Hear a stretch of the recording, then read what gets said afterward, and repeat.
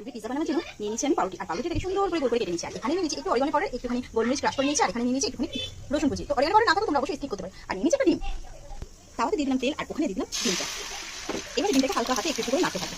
বেশ কিছুক্ষণ নাড়ানো হয়ে গেলে তার মধ্যে দিয়ে দেবো একদম 1 স্লাইড মতো নুন। নুন দিয়ে আবার এটাকে ঝুলো ঝুলো করবো। ডিমটা কুক হয়ে গেলে আমি এটাকে একটা বাটিতে নেবো। ডিমটাকে আমি তুলে দিলাম, আর এখানে আবার একটু তেল দিয়ে দিলাম। তেল গরম হয়ে গেলে দিয়ে দিলাম রসুন কুচি। রসুনটাকে লাল লাল করে দিয়ে দিলাম।